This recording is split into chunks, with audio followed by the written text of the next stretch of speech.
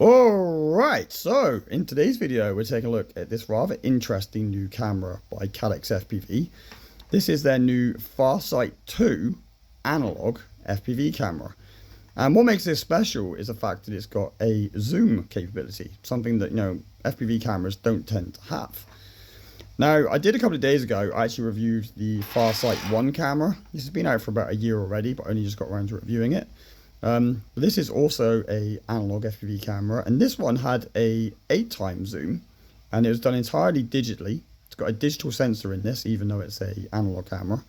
And the way that it would work is that as you zoomed in, that digital image would just basically get cropped, and then to avoid pixelation, the little AI box there did some clever processing to kind of make the image look nicer. But only a 8x zoom, whereas this new Farsight 2 that we've got here, this apparently has got a 40x zoom, and this is actually a hybrid camera. So rather than just being digital zoom, it's actually got optical as well. And as far as I understand it, the way this works is, as you can see, this camera actually has two cameras. There's actually two cameras in one. So the first one here, it's got a nice big wide angle lens on it. And when you've got zoom level 1, basically when you're not zoomed in at all, you'll be using that camera. And then as you start to zoom in, there will be some digital zooming that will happen up to a certain point, and then you'll switch to the bottom camera here, and this is the telephoto lens camera, so optically it's actually already zoomed in. And then as you continue to zoom in, that one will then also undergo some cropping and digital enhancement. So this is, like I said, this is a hybrid camera, so you are going to benefit from the fact you've actually got optics involved in the zooming process. This should mean that you get much better zoom and also much better quality, because with the Farsight 1 that worked quite well, but a zoom of 8 levels wasn't really that much and the quality wasn't amazing, whereas with this one hopefully the zoom will look much better, but obviously there's only one way to find out. Now, I don't really know very much about this camera, to be honest. As far as I know, this is actually a prototype. When Caddx sent it to me, it didn't even come in a box with an instruction manual or anything like that. I do believe it's going to be available at some point pretty soon, but I don't know when, and I also don't know the cost, but hopefully it won't be crazy expensive. So the thing we're going to do is we're going to get this installed in one of my aircraft, and just like with the Farsight 1, these zoom cameras are not really designed to be put in fixed wing aircraft or like race quads or anything like that. They're designed to be put in like big heavy lift quadcopters, the kind of aircraft that you kind of put in the air and you just hover so you can have a look around. Basically like search and rescue stuff, things like that. So that's what I'm going to do. I'm going to install this on my big 10-inch heavy lift quadcopter, which has a gimbal, because you do kind of need a gimbal with these cameras as well, because obviously as you zoom in, even the tiniest motion gets massively exaggerated. So I installed it on the gimbal in my big heavy lift quadcopter, and we'll then take it out for a flight, and let's see how well this new camera works. Let's go. Okay, so it's a few hours later. And as you can see, here is my Holybro X500 V2 10-inch heavy lift quadcopter. And as you can see, I've got the Farsight 2 camera now installed here on the gimbal. I just made a little 3D printed mount to hold it alongside my thermal imaging camera. And getting this all set up was incredibly easy. The wiring for the Farsight 2 is exactly the same as the wiring for the Farsight 1. I'll put on screen like the wiring schematics that you need if you want to follow. And I had to just do a very simple change to the programming in RD Pilot to get this to work. And then I also had to just set up my radio.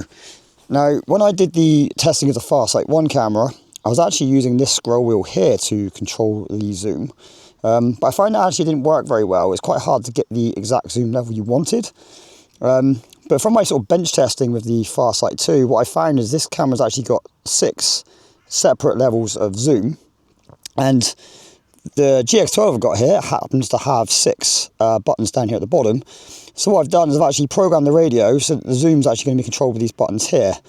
So if I press 1, that'll be 1x zoom, or basically no zoom. If I press 2, that'll be 2x zoom. 3 will be 5x zoom. 4 will be 10. 5 will be 20. And then 6, that will be the full 40x zoom. It's very easy to set this up, but hopefully it'll work quite well. So let's get the aircraft powered up. I just want to point out, I am at the exact same park that I was when I tested the Farsight 1 camera. The reason why I've come here is because when I tested the Farsight 1 camera, I looked at a couple of sort of distant landmarks, and I thought it'd be interesting to see what the exact same landmarks look like with the Farsight 2. And then I can do a side-by-side comparison, and I can show you guys as well. Hopefully just kind of illustrate how much better this camera is than the original Farsight 1. So yeah, anyway, enough of me rambling. Let's get this powered up, get it in the air, and let's see what this new camera is like. Let's go. Okay, the aircraft's all powered up, so let's arm it. Throttle up. Let's get her in the air. And I'll do the same that I did with my test of the Farsight 1. So the first thing I'll do is I'm going to turn the camera around, and then I'm going to aim it down at me, if I can figure out how to use the gimbal. There we go. Just get me in the shot, and then we'll start testing the zoom. Only at 11 meters altitude at the moment. The first thing I want to point out though, I'm not particularly impressed with the camera quality at the moment. The sharpness is insane. They've clearly tweaked the sharpness, and they've gone over the top, because the image is not looking good at the moment. It's looking way too over processed. Hopefully it won't look that bad when we start playing with the zoom. So I'm going to just take her up a little bit higher. I do want to point out it's quite a windy day today. It's not the optimal conditions to be testing this. Put that in a hover. Oh, let's move the move the gimbal down. And yeah, so we're on zoom level 1. Let's try zoom level 2. I mean, it's really hard making out. You see what I mean there about the sharpness? It's way too much. Really hard to see what you're looking at. Let's try number 3. Now that's interesting. Hopefully you saw there that we've just switched from camera 1 there to camera 2. Remember I've said on the Farsight is actually technically 2 cameras. When I switched from zoom level 2 to zoom level 3, that's when we switched to the bottom camera there. Let's try zoom level 4. So this is 10 times zoom that we've got going on now. See you waving there. Actually, it's pretty good. Let's try 20 times zoom. That really is zoomed in quite a lot, isn't it? We are seeing the camera is wiggling around quite a bit. Like I said, it is quite windy. And there's probably a little bit of jello on this quad as well. The gimbal's designed for a GoPro. It's not designed for this, so it's not the best. Let's now try 40 times zoom. Got a great close-up of my face there. Trying to. Where are we going? Yeah, great close-up of my face. Let's go back to 1. So that really does highlight how much of a zoom that was. That was actually quite impressive. Yeah, now the other thing I wanted to look at here, you can see it's sunset at the moment. Over here, there was a tower block that I looked at in the last video. There it is in the middle there. So just climb up a little bit higher. Go up to, I don't know, 25 meters should probably do. There we go. So yeah, there's a tower block over there in the distance. So it's very hard to see at the moment. Like I said, the sharpness on the close-up camera is extraordinary. But let's start zooming in. So there's zoom level 2. I'm going to need to adjust the gimbal a bit here, I think. Just lift it up a little bit. So the tower block's right in the front there. Let's go to zoom level 3. Isn't it amazing how much of a clarity difference there is between zoom level 2 and zoom level 3? Now that is probably not far off what the Farsight 1 camera could do. Let's go to 10 times zoom. 20. God, that is impressive. Just trying to adjust the position here. The tiniest movement of the yaw makes the camera move a lot because we're zoomed in so much. Let's now go to 40 times zoom. That is impressive. Look at that. You can make out individual windows. If there was anybody stood on those balconies, you would have no problem seeing them whatsoever. Now, I do want to point out, I'm not touching the sticks on the radio at all at the moment. So, at the moment, the quad is getting moved around a little bit by the wind. It's about 18 mile an hour wind at the moment, which is buffeting it. I think the quad is struggling to perfectly hold the camera steady here. And this is just something to be mindful of, I guess, is that, the more you zoom in, the more that the tiniest little bit of motion on any axis is going to be exaggerated. I'm thoroughly impressed with that though. I mean, ×1, ×40. You even see birds in the distance there flying. Go back to 20, 10. 10 works quite well. You're not seeing too much of the sort of the jello effect there. You know, when you really zoom in, that's when, you know, the jello really does kick in a lot, or the shaking kicks in a lot. I'm fairly impressed with that though.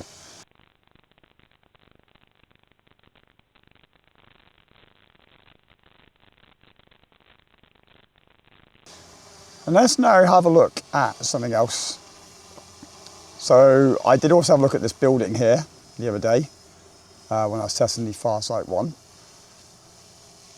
Honestly, the sharpness, they've gone way overkill the sharpness.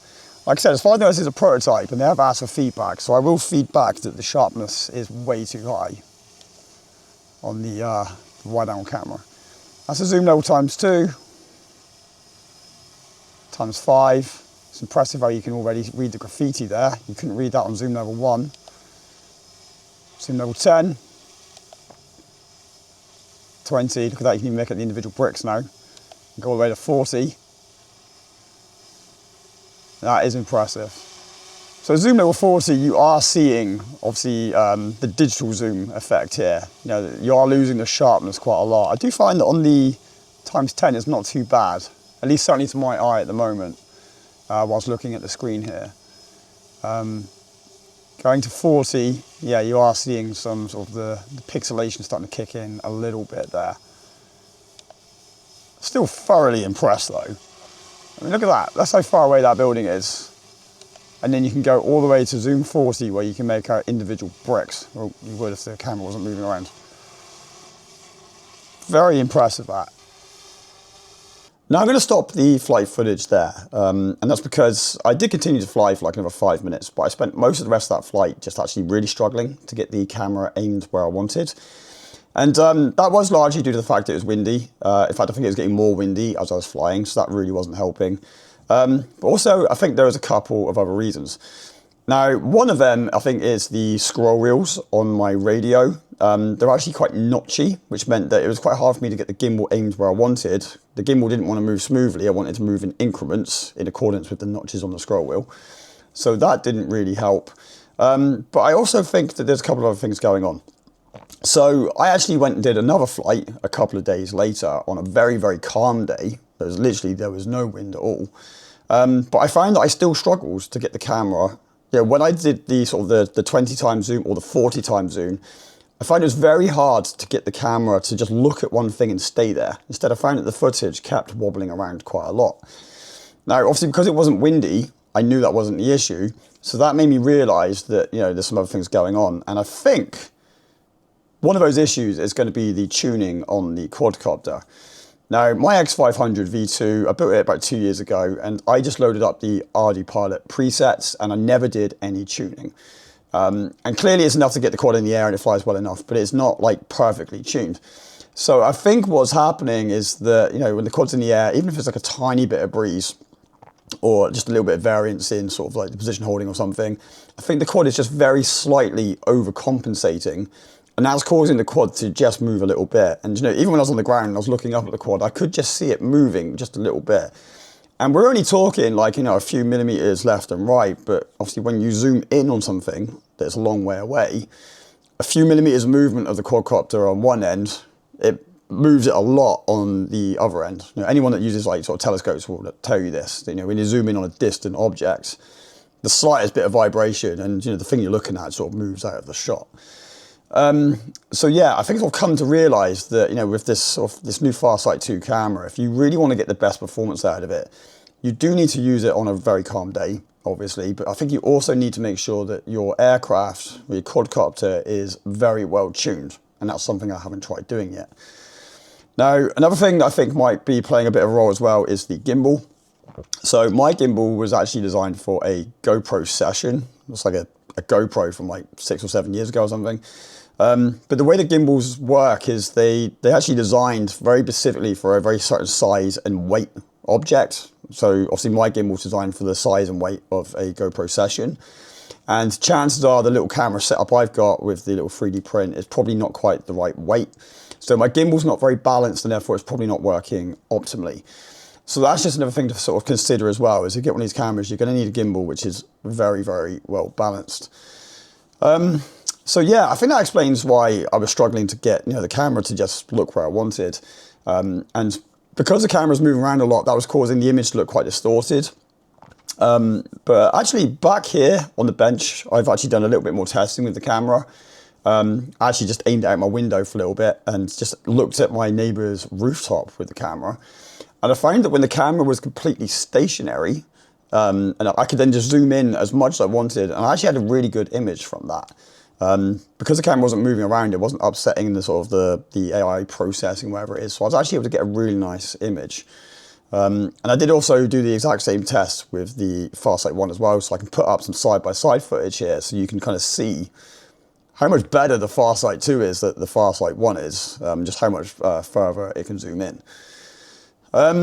So yeah, my conclusion is the Farsight 2 camera is really quite impressive. I was actually quite blown away with it, especially compared to the Farsight 1. Its ability to zoom in is really impressive, especially for a camera of that size as well. Obviously, it's a very, very small camera. Yeah, generally very impressed with it, but as you can see, it's actually quite hard to get the best out of the camera because you really need a very, very stable platform to be able to kind of actually enjoy being able to zoom in that much. Otherwise, you're really going to struggle to actually just keep anything in the frame, as you saw. So yeah, my conclusion, the Farsight 2 camera, very, very impressive bit of kit. I really was quite blown away by it. But yeah, if you want to be able to use this camera properly and actually benefit from it, you're going to need a very well-tuned aircraft. You're going to need a very well-balanced gimbal. And yeah, you're going to need to fly it on a very, very calm day. Now, as I said, as far as I know, this is a prototype camera, and Caddx has asked me for some feedback, so I will just mention to them, obviously, about that sharpness issue that I was seeing being a bit too high, and hopefully they will address that before this becomes available. And as I said at the beginning of the video, I don't know when this is actually going to be available, and I don't know the cost, but hopefully it won't be too expensive, and hopefully it will be available at some point soon.